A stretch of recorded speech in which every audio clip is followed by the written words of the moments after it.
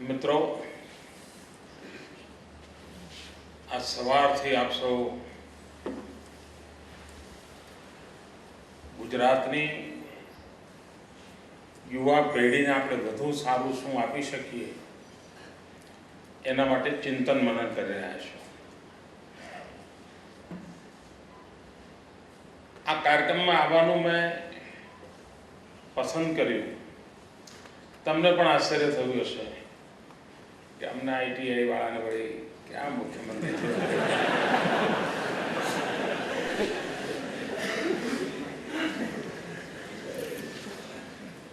ગામમાં પણ સ્કૂલના ક્લાર્ક હોય એને લોકો સાહેબ કહેતા હોય, પણ આઈટીઆઈ વાળા અમે કોઈ જોતું ના હોય.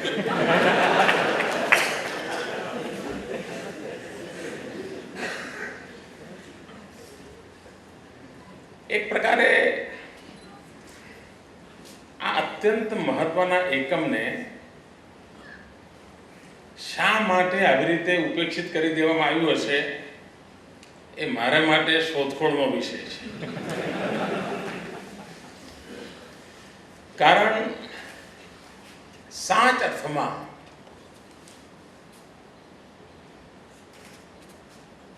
નેશન બિલ્ડિંગની જે મહત્વની એકમો કહેવાય ને, પાયાની કામગીરી જેને કહેવાય, એ કામગીરી આ ટીમ દ્વારા થાય છે.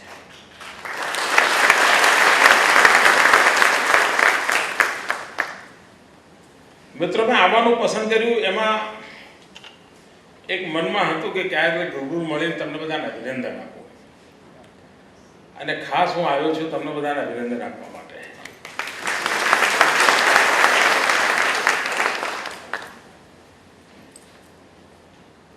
સ્વામી વિવેકાનંદજીના 150મા વર્ષની ઉજવણી ચાલી, એમાં આપણે ગુજરાતમાં એ અવસરને યુવા વર્ષ તરીકે ઉજવવાનું નક્કી કર્યું.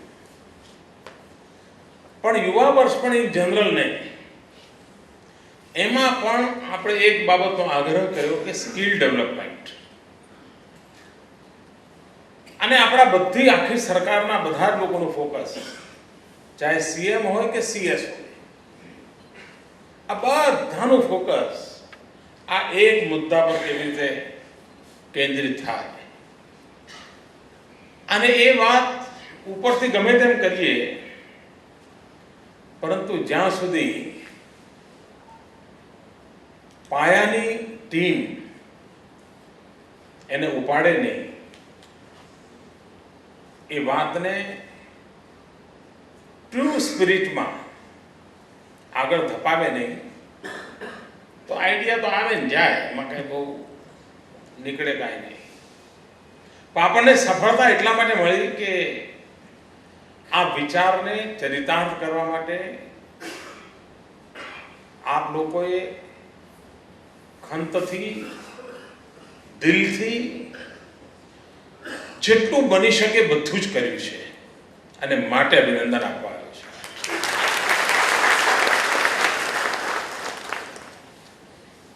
મિત્રો, પ્રધાનમંત્રી હમણાં તમને બધાને એક એવોર્ડ આપ્યો. સામાન્ય રીતે ભારત સરકારના આટલા બધા કામો ચાલતા હોય, બધા રાજ્યોના આટલા બધા કામ ચાલતા હોય, અને એમાં ક્યાંક આઈટીઆઈ, આ કૌશલ્યવર્ધન કેન્દ્ર કયા ખૂણામાં પડ્યું હોય. સૂક્ષ્મદર્શક યંત્ર લઈને જુઓ તોય દેખાય નહીં આખી વ્યવસ્થા. અને તેમ છતાંય સમગ્ર દેશનું ધ્યાન ગુજરાતની આ સફળ ગાથા પર ગયું.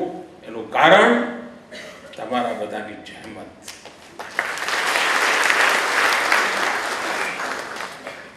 અને મિત્રો, માત્ર ગુજરાતને પ્રધાનમંત્રી તરફથી એવોર્ડ મળે એવું નહીં,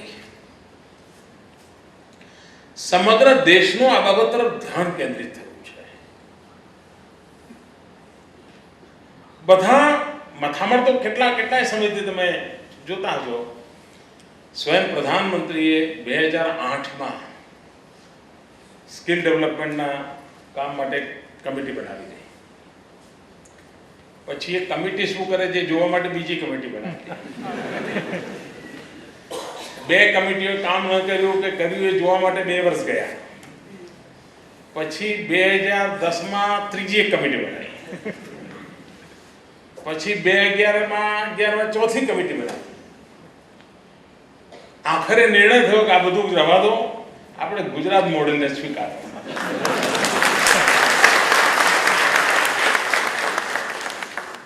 મિત્રો, નાની બાબતો નથી અને આ અમસ્તું નથી થતું હતું. અને આપણે જાણીએ છીએ ગુજરાત માટે કેવો ભાવ હોય છે બધા.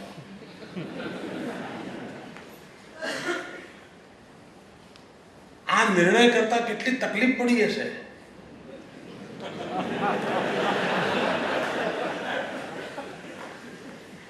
અને આમાં કેટલી બધી તાકાત હશે કે મને પણ આ નિર્ણય કરવો પડ્યો.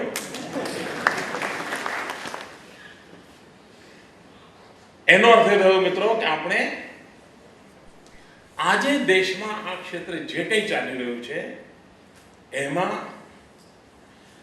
સાચી દિશામાં છીએ, નમૂનારૂપ કાર્યવાહી કરી છે અને પરિણામકારી સિદ્ધ થયા છે. ત્યારે જ એની સ્વીકૃતિ બને. કોઈ એક રિસર્ચ પેપર લખ્યું હોય, કોઈ બડા આઈડિયાનું કલેક્શન કર્યું હોય, તેનાથી કામ ન થાય. મિત્રો, કોઈ કલ્પના કરી શકે કે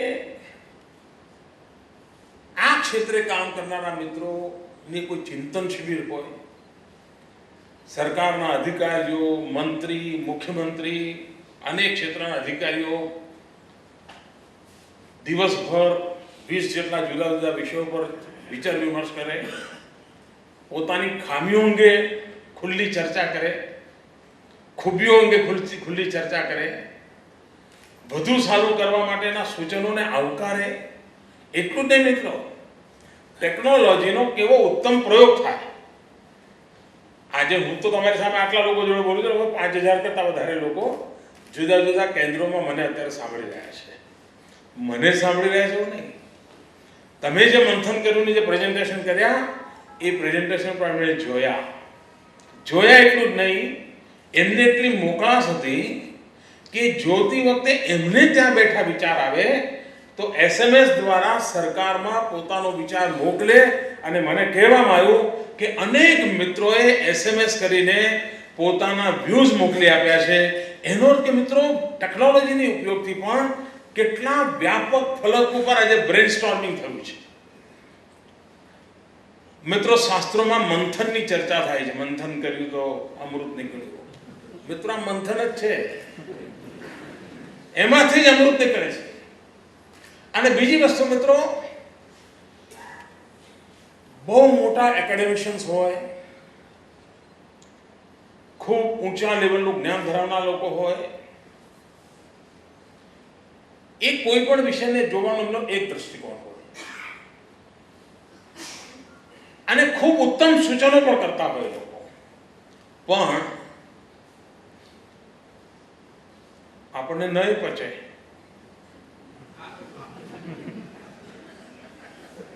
ક્યારેક પચે તો પાલવે નહીં, ક્યારેક પાલવે તો પહોંચી વળીએ નહીં, ક્યારેક પહોંચી વળીએ તો પરિણામી ના થઈએ. અને અંતે એ બધું મોટું ઊંચું બધું હવામાં લટક્યા કરે. આ પ્રયોગમાં એટલી મોટી તાકાત હોય છે કે જે રોજબરોજ કામ કરે છે ને રોજનો પનારો પડ્યો હોય છે, એને ખબર હોય છે કે આ લેથના મશીનના મોડેલ બધા જૂના થઈ ગયા, હવે બદલો સાહેબ, બદલો પણ સરકાર ના બદલતી. ઓટોમોબાઈલનો કોર્સ, હવે ગાડીઓની ટેકનોલોજી બદલાઈ ગઈ, તમે હજુ એ જૂની ટેકનોલોજી ભણાવો છો. આ ચર્ચા કોણ કરે? પ્રત્યક્ષ જે રોજબરોજના કામમાં હોય એ કરે. અને એના કારણે આ ચિંતન શિબિરથી મને 100% વિશ્વાસ છે મિત્રો, સમગ્ર ત્યાં સિલેબસમાં જો પરિવર્તન આવવાનું હશે તો તે, ક્વોલિટેટિવ ચેન્જ લાવવાનું હશે તો તે, ઇન્ફ્રાસ્ટ્રક્ચરના દોષો દૂર કરવાના હશે તો તે, આધુનિક મશીનરી લાવવાની હશે તો તે, અનેક રોજબરોજની વ્યવહારની વાતોના ઉકેલ આજે ઉત્તમ ઉપાયો તમે સૂચવ્યા હશે એવો મને પૂરો વિશ્વાસ છે. કારણ તમને રોજની ખબર છે જોડો ક્યાં ડંખે છે, એને જોડો પહેર્યો એને ખબર પડે. અને તેથી હું માનું છું કે કોઈ પણ ચિંતન શિબિર કરતા આ પ્રત્યક્ષ કામગીરી કરનારા મિત્રો દ્વારા જે ચિંતન મનન થયું છે એ ચોક્કસપણે ઉપકારક થશે. અને ડિપાર્ટમેન્ટના મિત્રોને પણ હું ચોક્કસ આગ્રહ કરીશ કે આમાંથી પ્રાયોરિટી નક્કી થાય. કેટલાક કામો તો તાત્કાલિક કરી શકાય એવા હશે, એ તો કાલે ને કાલે ચાલુ કરાવી દેવા, જેના માટે જે જીઆર કાઢવો પડે કાઢીને પૂરું કરી દેવું જોઈએ. કેટલાક એવા હશે જે 3 મહિનામાં પૂરા કરવા, કેટલાક હશે 6 મહિનામાં પૂરા કરવા જેવા. પણ આપણે ક્યાંકથી શરૂઆત કરીએ. બીજી વસ્તુ મિત્રો, આપણે આપણી આ ઇન્સ્ટિટ્યૂટને ખૂબ ગૌરવવાન બનાવવા માંગીએ છીએ. અને વિકાસના ગુજરાતના મોડેલનો તમે અભ્યાસ કરો તો એને એક બાબતને બરાબર પકડી છે. દાખલા તરીકે શિક્ષણમાં પણ આપણે જોર લગાવ્યું પ્રાથમિક શિક્ષણમાં. પ્રાથમિક શિક્ષણમાં પણ જોર લગાવ્યું કન્યા કેળવણીમાં. દીકરા દીકરીઓ શાળાએ દાખલ કરો, દાખલ કરી તો પછી ઓરડા ઓછા પડે તો ઓરડા બનાવો, ઓરડા બનાવે તો શિક્ષકો ઓછા પડે શિક્ષક ભરતી કરો, પછી તો વીજળીના કનેક્શન આપો, પછી આપી કોમ્પ્યુટર આપો, તો પછી ઇન્ટરનેટ કનેક્ટિવિટી આપો. એક પછી એક પ્રાથમિક શિક્ષણ તરફ ધ્યાન કેન્દ્રિત કર્યું. એ જ રીતે મિત્રો લોકસભાની ચર્ચા સૌ કરે, વિધાનસભાની ચર્ચા સૌ કરે, બધાને લાગે લોકસભા એટલે મોટો બોમ્બગોળ, વિધાનસભા એટલે એ બીજો બોમ્બગોળ, ગ્રામ સભા તરફ કોઈ જુએ જ નહીં મિત્રો.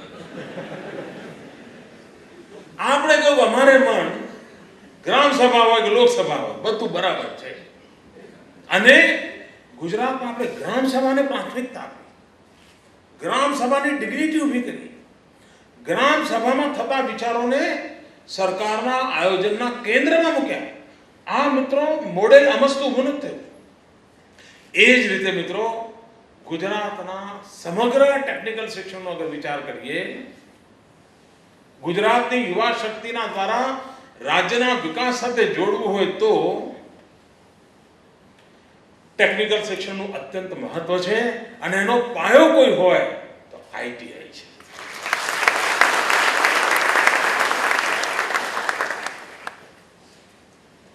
ઘણા મુખ્યમંત્રીઓ છે જેમને એન્જિનિયરિંગ કોલેજમાં જવાનું પણ નસીબ નહીં થયું હોય.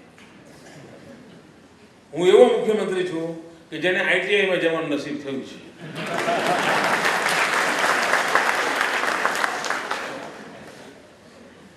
મિત્રો આના પહેલા જ્યારે આઈટીઆઈ રિફોર્મ્સ આપણે આપણી ઇન્સ્ટિટ્યૂટને મોડેલ ઇન્સ્ટિટ્યૂટ બનાવવાનું ચાલુ કર્યું હતું, તમારા જે જૂના મિત્રો હશે બધાને ખબર છે.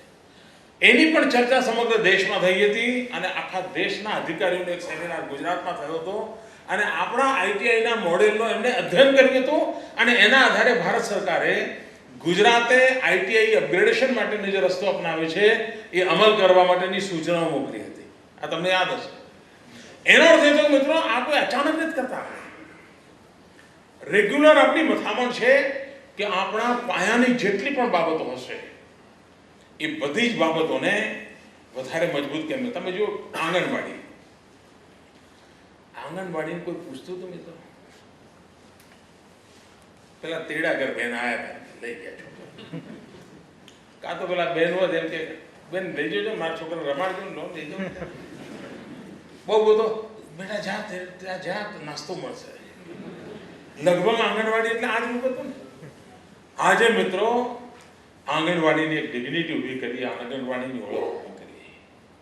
એટલું નહીં, તમે ગામમાં ક્યાંય પણ પહોંચો ને આજે તો સરપંચ કોણ છે તમારે પૂછવું પડે, તલાટી કોણ છે પૂછવું પડે, ગ્રામ સેવક કોણ છે પૂછવું પડે. એ બધા સરકાર એટલે એ લોકો, ગામડામાં સરકાર એટલે કોણ? તલાટી, ગ્રામ સેવક, એ જ મુખ્યમંત્રી.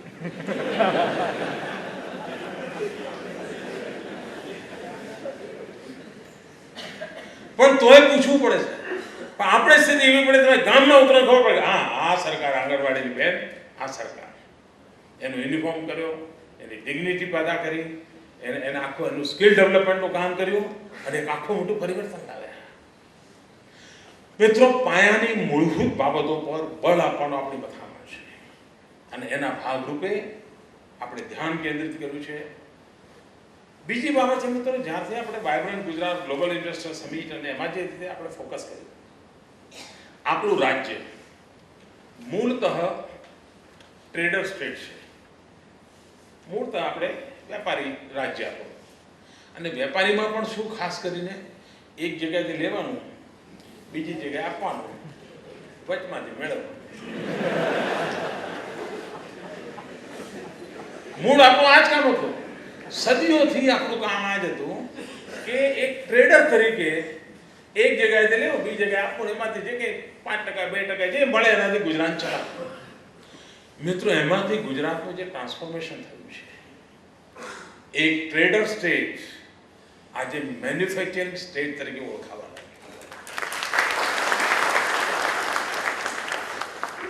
અને જેવી મેન્યુફેક્ચરિંગ સ્ટેટની વાત આવે મિત્રો એટલે પછી સ્કિલ વગર ચાલે જ નહીં અને એને પણ આપણે બહુ વૈજ્ઞાનિક ઢબે આગળ વધારે. ઘણીવાર શું થાય કે એક ઉદ્યોગ આવે દિવાલો બનાવી મશીનો લાવવા વીજળી કનેક્શન લેવું એ તો બહુ પૈસા વળી થવા માંડે પણ એટલેથી કામ ચાલે નહીં. માણસ ના વધુ ઉત્પાદન ના થાય લાવવો જ પડે ભાઈ. ભલે આખું કોમ્પ્યુટરાઇઝ કર્યું હોય તો 2 જણાએ લાવવા તો પડે જ તમારે. એટલે આપણે શું કર્યું કોઈ પણ ઇન્ડસ્ટ્રી આવે એટલે પહેલાં એને પૂછવા માંડ્યા કે ભાઈ તમને કેવા પ્રકારનો મેન પાવર જોઈએ છે. તરત જ એને કહ્યું ભાઈ તું અમારી ત્યાંની સ્થાનિક આઈટીઆઈ જોડે મળી લે. તું જો નજીકના 5 કિલોમીટરની રેન્જમાં આઈટીઆઈમાં તને જોઈએ એવો કોર્સ શરૂ થાય એમ છે તો તને તરત જ મેન પાવર લોકલી મળી જાય. મિત્રો આ મોડેલ એટલું પરફેક્ટ ડેવલપ થયું છે. દાખલા ટાટા નેનો આવી તો નેનોવાળાએ 15-20 કિલોમીટરની રેન્જમાં જેટલી આઈટીઆઈ હતી ત્યાં બધા લોકોને એણે પોતાને જે પ્રકારનું જોઈએ કોર્સિસ માટે આગ્રહ કર્યો. છોકરાઓ ભણ્યા પણ કર્યા પણ પછી વાળા એમને તો તકલીફ થઈ જ. હું હમણાં નેનોમાં ગયો તો મળવા માટે એના ઉદઘાટન થયું કામ ચાલુ થઈ ગયું. પછી મને એકવાર મળવા આવ્યા. મેં પૂછ્યું કેમ છે ભાઈ તમારું બધું બરાબર ચાલે છે? તો કે મારા છોકરાઓ બધા તમે ટ્રેન કર્યા હતા કેમ છે? અરે કે સાહેબ કેમ ભાઈ થાક્યા? મને કે ના હજુ તો કે આઈટીઆઈ થઈને આવ્યા છે અમે બધું એમને શીખવાડ્યું અને કે મહિનામાં એ તો અમને મળવા આવે છે. એમાં શું ખોટું? ના કે એ તો અહીં કહે છે કે સાહેબ ટ્રાન્સપોર્ટનો કોન્ટ્રાક્ટ મને આપો ને.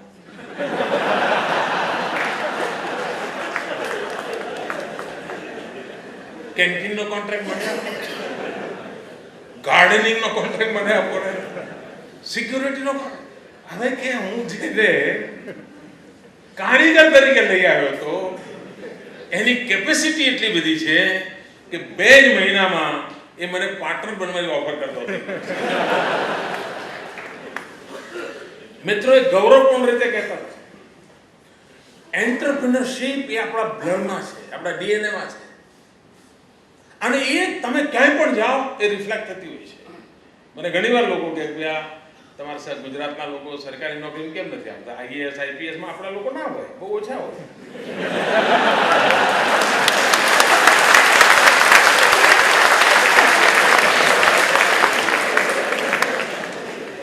મને પૂછ્યું કેવા આવું? મેં કહ્યું અમારે આ વિદ્યાર્થી 10મા ધોરણમાં ભણતો હોય તો 2 ચોપડીઓની વચ્ચે પેન્ટ પીસ લઈને જતો હોય, ખિસ્સામાં 2 કે 3 પેન લટકાવતો અને સાંજે પાછો આવે ત્યારે 2 પેન વેચી આવ્યો હોય, એક એને પેન્ટ પીસ વેચ્યો હોય અને કમાણી કરી એના બ્લડમાં છે. એન્ટરપ્રિનરશિપ, વ્યાપાર, રોજગાર એના બ્લડમાં છે. મિત્રો એ યુદ્ધને ગુજરાતમાં જ્યારે આ મોટું ટ્રાન્સફોર્મેશન થયું છે અને મેન્યુફેક્ચરિંગ સ્ટેટ તરીકે આપણે ડેવલપ થયા છે. મિત્રો આજે ચીનની વાહવાહી ચાલી રહી છે એના મૂળમાં ચીને પોતાની મેન્યુફેક્ચરિંગ કેપેબિલિટીને ખૂબ ઇન્ક્રીઝ કરી છે.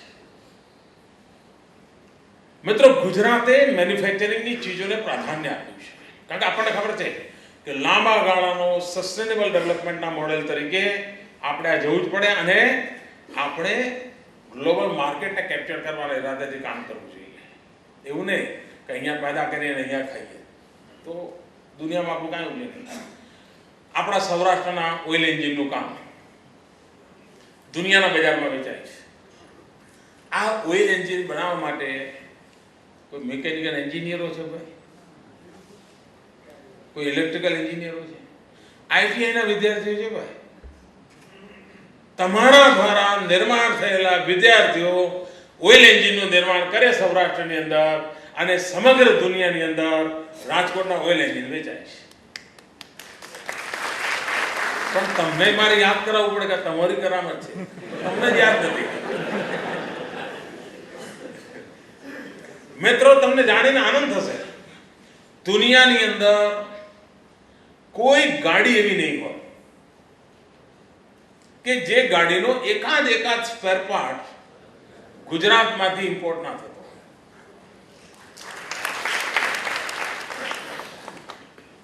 કારના નિર્માણની અંદર 50 પ્રકારના પાર્ટ હશે, એમાંથી એકાદ તો દરેક ગાડીમાં ક્યાંય ક્યાંય તો તમે છો જ મિત્રો. તમે મતલબ તમે જે વિદ્યાર્થીઓ નિર્માણ કર્યા એમની સ્કિલ છે કે જેમણે આ પરાક્રમ કર્યા છે. એનો અર્થ એ છે મિત્રો કે તમે જે ક્ષેત્રમાં છો, તમારા દ્વારા જે સ્કિલ યુથ તૈયાર થઈ રહ્યું છે, એ યુથ રાષ્ટ્ર નિર્માણમાં કેટલું મોટું યોગદાન આપી રહ્યું છે એનું ગૌરવ તમને હોવું જોઈએ. મિત્રો, તમને જો તમારા પોતાના કામ પ્રત્યેનો અહોભાવ જાગે, તમે તૈયાર કરેલા વિદ્યાર્થીઓ આટલું મોટું રાષ્ટ્ર કાર્ય કરી રહ્યા છે, તમને કેટલો આનંદ થાય મિત્રો.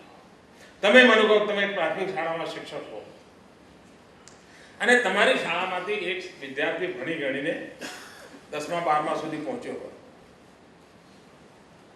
અને પછી આર્મીમાં ગયો હોય અને દેશ માટે શહીદ થયો હોય અને એ દિવસે જ્યારે એનું ડેડ બોડી ગામમાં આવે શહીદનું, એક શિક્ષક તરીકે તમારી મનસ્થિતિ કેવી હોય? ગૌરવ થાય કે નહીં? યસ, મારો વિદ્યાર્થી તો દેશ માટે ખપી ગયો, થાય નહીં થાય? મિત્રો, જેમ દેશ માટે મરનારા માટે ગૌરવ થાય છે એમ દેશ માટે જીવનારાઓ માટે પણ થવું જોઈએ.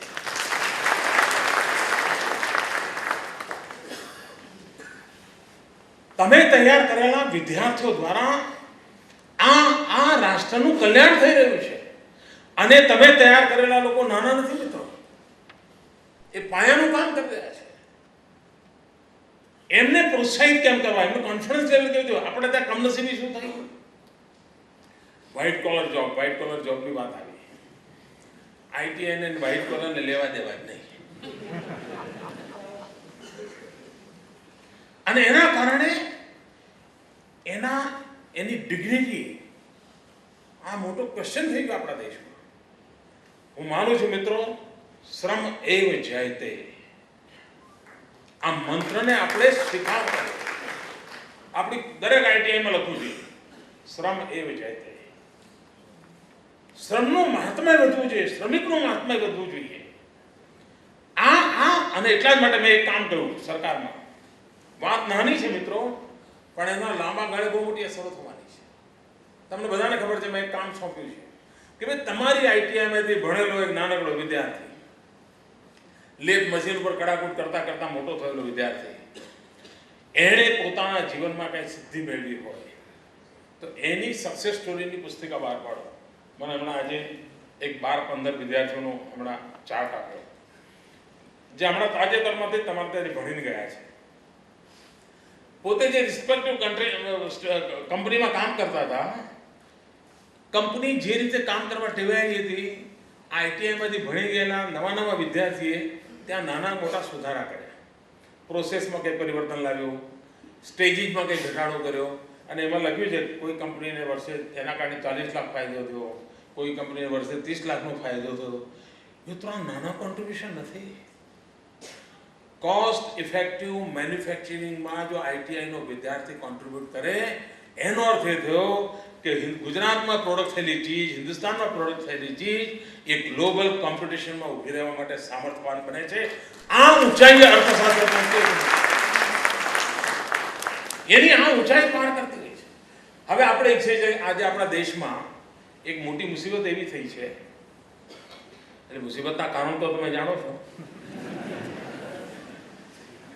આપણે ત્યાં ઇમ્પોર્ટ વધતું જાય છે, એક્સપોર્ટ ઘટતું જાય છે. દરેક નાની નાની ચીજ આપણે વિદેશથી આવવા માંડી છે અને આપણું કશું કોઈ લેતું નથી. મિત્રો, એના કારણે આપણો રૂપિયો ડોલરની તુલનામાં ગબડતો જ જાય છે. અને દેશ જ્યારે આઝાદ થયો ત્યારે $1 બરાબર ₹1 કિંમત હતી. અટલજીની સરકાર હતી ત્યારે $1 બરાબર 42 રૂપિયાનો ભાવ હતો. આજે $1 બરાબર 60 રૂપિયા થઈ ગયા છે. એટલે નાણામંત્રીની ઉંમર તરફ જઈ રહ્યો છે.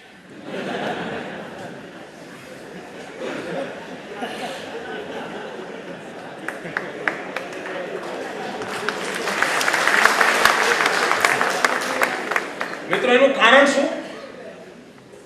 એનું એક મહત્વનું કારણ છે આ ઇમ્પોર્ટ એક્સપોર્ટમાં જે તફાવત છે, એના કારણે મોટી જે ખાધ ઊભી થઈ. આને પૂરવા માટેના અનેક ઉપાય પૈકીનો એક મહત્વનો ઉપાય કયો છે? અનેક ઉપાય જરૂરી છે, એક ઉપાયથી ન થાય. એક મહત્વનો ઉપાય કયો છે? Zero defect manufacturing. આપણે જે કંઈ ઉત્પાદન કરીએ એ ઝીરો ડિફેક્ટ હોય તો દુનિયાના બજારમાં ક્યારે આપણી ચીજ રિજેક્ટ નહીં થાય. રિજેક્ટ નહીં થાય તો ભરોસો પડશે, અને ભરોસો પડે એ ક્યારે ઝીરો ડિફેક્ટ મેન્યુફેક્ચરિંગ વાળી વાત આવે? નંબર 1, જે ટેકનોલોજીનો ઉપયોગ કરીએ તે ટેકનોલોજી. નંબર 2, જે સ્કિલ યુથ આપણી પાસે છે તે. ઘણીવાર ખૂબ સારામાં સારું મશીન હોય, પરંતુ રેડિયાળ ખાતામાંથી વિદ્યાર્થી આવેલો હોય ને એના હાથમાં મશીન મૂક્યું હોય તો ત્યાં તો ડિફેક્ટ જવાબ, અહીંની ડિફેક્ટ નવી ઊભી કરે.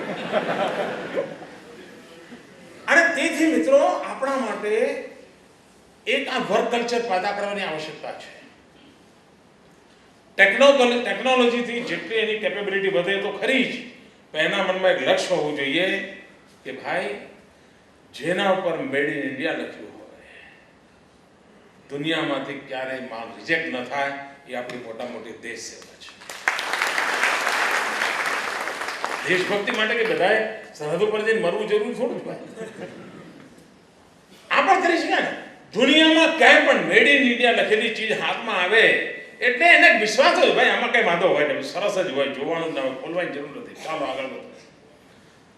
આ ભરોસો પેદા કરવા માટેનું મોટું કામ તમારા ત્યાં કૌશલ્યવર્ધન કેન્દ્ર હશે, ITI હશે, ત્યાં જે મેન પાવર તૈયાર થઈ રહ્યો છે એ મેન પાવરને માનસિક રીતે પણ તૈયાર કરવાની જરૂર હોય છે. માત્ર એમના હસ્તની અંદર સામર્થ્ય આવ્યું નહીં, એના દિલ દિમાગમાં પણ એ સામર્થ્ય પેદા કરવું જોઈએ, એ આવશ્યક છે. બીજી એક બાબત છે મિત્રો, જેમ ટેકનોલોજીમાં સ્કિલ ડેવલપમેન્ટનું મહત્વ છે, એમ બદલાતી જતી દુનિયામાં સોફ્ટ સ્કિલ આપણ અનિવાર્ય છે. અને તેથી આપણે ITIમાં પહેલીવાર સોફ્ટ સ્કિલ માટે થઈને આગ્રહી બન્યા. કારણ કે આવનારા દિવસોમાં તમારો ITIનો વિદ્યાર્થી પણ લેથ ઉપર કામ કરતો હશે, ફિટર તરીકે કામ કરતો હશે, વાયરમેન તરીકે કામ કરતો હશે, પણ એને કામગીરી સોંપવાની છે થ્રુ કોમ્પ્યુટર. એની પાસે વર્કશીટ જે આવવાની છે એ કોમ્પ્યુટર પર આવવાની છે. એને આવડવું જોઈએ, એને વાંચતા આવડવું જોઈએ, અને તો જ એ કામ કરી શકશે. એનો અર્થ એ થયો કે એને આપણે અત્યારથી ટ્રેન કરવું જોઈએ. એને કોમ્પ્યુટરનું પ્રાથમિક નોલેજ, એને અંગ્રેજી ભાષાનું પ્રાથમિક નોલેજ, આ બધી ચીજો આપણે એટલા માટે ઉમેરી છે. આપણે મિત્રો એવું ન માનીએ કે પહેલાં તો આટલું સ્વીકારતા હતા, નવું ક્યાં સાહેબ અંદર લઈ આવ્યા. મિત્રો, એને સંપૂર્ણ રીતે આપણે તૈયાર કરવું પડે. એનું કોન્ફિડન્સ લેવલ તો જ આવે. સોફ્ટ સ્કિલ વગર મિત્રો એ 4 લોકોની વચ્ચે ઊભો પણ નહીં થાય, શરમાશે. એમના માલિક અને મેનેજરને બધા ભેગા થયા હોય ને તે દરવાજાની પાછળ છોકરીને ઊભો રહે છે. મિત્રો, ITIમાંથી નીકળેલો વિદ્યાર્થી આપણે એવો હોવો ન જોઈએ. ગમે તેવો કહો 30 માર્ક આને અમે આંખમાં આંખ મિલાવીને બોલે એવી તાકાતવાળો તૈયાર કરવો જોઈએ. એવા જોવાની તૈયાર કરવો. અને એ જ મેન પાવર તૈયાર થાય ને, એ મિત્રો રાષ્ટ્રની ધરોહર બનતો હોય છે, રાષ્ટ્રની પૂંજી બનતો હોય છે. તો તો આપણી આખી આ જે મથામણ છે ને એ મથામણ એના સંદર્ભમાં છે. અને આપણે આ ક્ષેત્રને કેટલું મહત્વ આપ્યું છે એનો તમે અંદાજ કરજો મિત્રો. હું ગયા 2 વર્ષથી લગાતાર 3 વર્ષથી આઈટીઆઈના વિદ્યાર્થીઓને મળું છું. લગાતાર તમે જોયું હશે આઈટીઆઈ સંબંધિત લોકો સાથે હું વિડીયો કોન્ફરન્સ સાથે વાત કરું છું, લગાતાર કરું છું. એમાંથી વધતા હવે આપણે કોર્પોરેશનનું નિર્માણ કરી રહ્યા છીએ. We are the first in India. ભારતમાં ગુજરાત પહેલું રાજ્ય છે જેણે સ્કિલ યુનિવર્સિટીનું નિર્માણ કરવાનો નિર્ણય કર્યો. તમારામાંથી જે લોકો દુનિયાના પ્રભાવ સાથે પરિચિત રહેવાનો શોખ ધરાવતા હશે, ઇન્ટરનેટ પર તમે જોતા હશો દુનિયાના દરેક દેશમાં એક વિષય સૌથી અગ્રિમ પંક્તિમાં અત્યારે ચહેચાઈ રહ્યો છે, તો એ સ્કિલ. કેટલાક લોકોને પોતાને ત્યાં યુથ છે તેને સ્કિલ કેવી રીતે તૈયાર કરવું, કેટલાક લોકોને સ્કિલ મેન પાવર મેળવે ક્યાંથી એની ચિંતા છે. પણ બધાના કેન્દ્ર બિંદુમાં મુખ્ય ધારા સ્કિલ મેન પાવરની છે. દરેકને કોઈને મેન પાવર તૈયાર કરવો છે, કોઈને મેન પાવર સપ્લાય કરવો છે, કોઈને મેન પાવર મેળવવો છે. ચાહે અમેરિકા હોય, ચાઇના હોય, ઇન્ડિયા હોય, જાપાન હોય, રશિયા હોય, દુનિયાની મોટી ઇકોનોમીવાળા દેશો હોય, આ બધાના કેન્દ્રમાં વિષય છે. એનો અર્થ એ કે આવનારા દિવસોમાં સ્કિલ મેન પાવર એ સમયની માંગ છે. આજે સ્થિતિ કેવી છે? કારખાનાવાળા માણસ જોઈએ છે, મળતો નથી. નવજવાનને રોજગાર મળતો નથી. કારણ એ બેને માટે જે આવશ્યકતા છે એને અનુરૂપ આપણે વ્યવસ્થા ગોઠવતા નથી. આપણે ખાઈ ભરવા માંગીએ છીએ અને ખાઈ ભરવાનું જ પરિણામે આજે આપણે હિન્દુસ્તાનમાં સૌથી વધારે રોજગાર આપનાર રાજ્ય તરીકે આપણે નામના મેળવી છે. કારણ આ પાયાની ચીજોને આપણે ધ્યાન કેન્દ્રિત કરીએ. તમે વિચાર કરો, હમણાં આપણે રોજગાર મેળા કર્યા. આ રોજગાર મેળામાં 1.5 લાખ કરતાં વધારે જવાનિયાઓને પ્રાઇવેટમાં રોજગારી આપવાના કામમાં આપણે સફળ થયા. કેમ? તો એને કોણ જોઈએ છે ને આપણી પાસે કોણ છે, બંનેને ભેગા કરવાનું ગોર મારટનું કામ આપણે કરીએ. હવે એમનો સંસાર ચાલશે મિત્રો. વિકાસની બાબતમાં આ કેટલીક પાયાની બાબતો છે. આ પાયાની બાબતો પર આપણે ધ્યાન કેન્દ્રિત કરી રહ્યા છીએ અને એના કારણે આ લાભ મળી રહ્યો છે. મિત્રો, આપ કલ્પના કરી શકો છો કે મારે મન આ ક્ષેત્ર કેટલું મહત્વનું છે. આવનારા દિવસોમાં ગુજરાતના વિકાસની અંદર આ પાયાની ચીજો કેટલો મોટો રોલ કરવાની છે એ આપ જોઈ શકો છો. ગુજરાત આજે હિન્દુસ્તાનમાં 65% જનસંખ્યા 35 થી નીચેની ઉપરની છે. 65% જનસંખ્યા. જે દેશ દુનિયાનો સૌથી યુવાન દેશ હોય, જે દેશ પાસે 35% જનસંખ્યા 35 વર્ષથી નીચેની હોય, એ ભુજાઓની અંદર જો મિત્રો કૌશલ્ય હોય, એ આંખોની અંદર સપના હોય, એના પગમાં ગતિ હોય, તો મિત્રો દુનિયાની કોઈ તાકાત નથી જ્યાં દેશને વિશ્વમાં શિરમોર બનાવતા રોકી. અને એ પાયાનું કામ આપણા દ્વારા થઈ રહ્યું છે. ફરી એકવાર મિત્રો, આપ સૌનું આ પુરુષાર્થ, આજનું ચિંતન મનન ખૂબ મોટું યોગદાન ગુજરાતની આગામી દિવસોમાં કરશે. આઈટીઆઈ પ્રાણવાન બનશે, કૌશલ્યવર્ધન કેન્દ્રો પ્રાણવાન બનશે. એમાંથી તૈયાર થનારા લોકો પણ રાષ્ટ્ર સેવા કરી રહ્યા છે એ ભાવ પ્રગટ થવો જરૂરી છે. નહીં તો ઘણીવાર શું થાય, એકવાર પેલા પથ્થર તરાશનારા લોકોને કોઈ મનોવૈજ્ઞાનિક અધ્યયન કરવાવાળા ભાઈ ત્યાં પહોંચીને પૂછવા માંડ્યા. તો પહેલો જે બેઠો તેને પૂછ્યું, શું કરે છે ભાઈ? એટલે પેલા સામે જ જોઈ ગયો. ખબર નથી પડતી આ પથરા ટાંકું જોતો નથી કે. એટલે આમ તો એન્જોય કે વાત કરવા જેવું છે નહીં. બીજા પાસે એને પૂછ્યું, શું કરે છે? આ પેટ ભરવાનું છે એટલે ભાઈ આ મજૂરી કરીએ છીએ.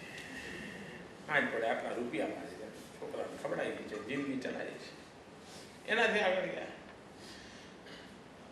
ઠીક છે ભાઈ, કલા કારીગરી આવડે છે તો કલાત્મક નમૂનાઓ તૈયાર થશે એટલે કરવું છે. થાંભલા બનાવ્યા કરું એને ફૂલ ચિત્રું છું, માણસ ચિત્રું છું, આંખો ચિત્રું છું, ચિત્રો કર્યા કરું છું.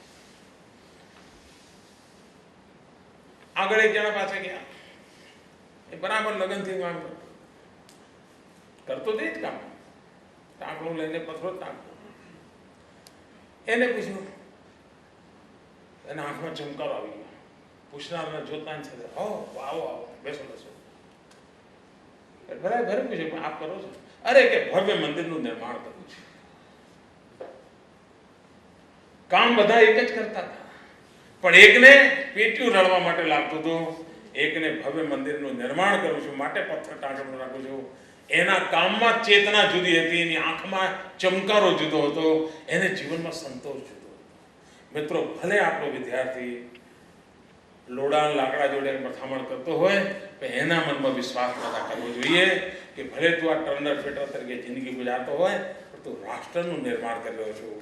આ ભારત મહાન બને એના માટે તું કામ કરી રહ્યો છું. તારું કામ જરાય નાનું નથી, ઓછું નથી. આ ભાવ એનામાં ભરવા માટેનું કામ પણ આપણા દ્વારા થાય એવી શુભકામનાઓ સાથે જય જય ગરવી ગુજરાત. ચિંતન